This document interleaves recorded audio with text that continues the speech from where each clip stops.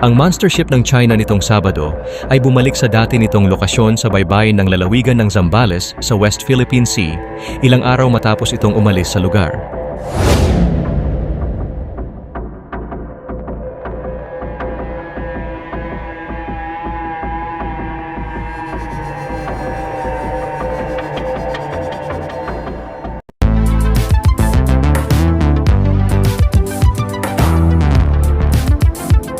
Huwag kalimutang i-like at i-share ang video na ito at mag-subscribe ka na din sa aking channel para updated ka sa mga bagong videos.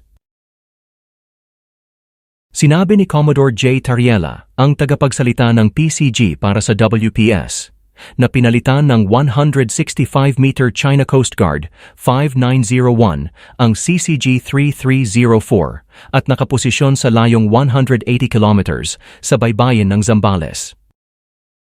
Ayon pa kay Tariela, ang estratehikong pagmamaniobra ng BRP Teresa Magbanua ay nagtulak sa People's Republic of China na i-deploy ang China Coast Guard 5901 habang sinusubukan nilang lampasan ang PCG vessel.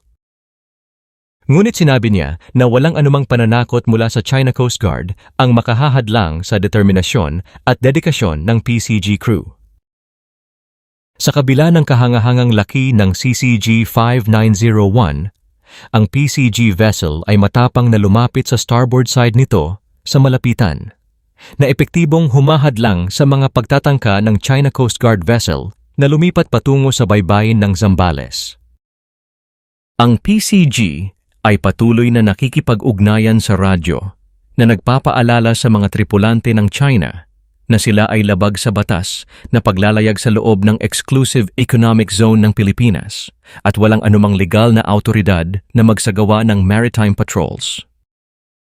Naniniwala si PCG Commandant Admiral Ronnie Hilgavan na ang mga tauhan ng PCG ay ganap na naunawaan ang mga direktiba ng Pangulo na panatilihin ang pagbabantay alinsunod sa batas habang iniiwasan ang anumang pagtaas ng tensyon. Ang PCG ay nananatiling nakatuon sa pangangalaga sa maritime jurisdiction ng bansa at pagtiyak ng panuntunan ng batas sa loob ng karagatan ng Pilipinas.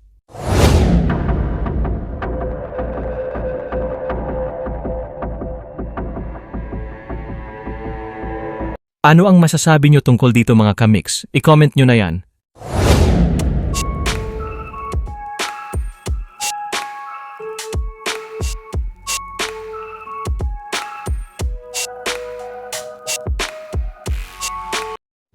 Salamat sa panunood mga kamix. Ako ay mag-iiwan sa inyo ng katagang alamin natin ngayon, wag nang ipagpabukas. Kung ayaw mong batukan kita. Biro lamang. Ingat mga kamix, sa susunod na video na ulit.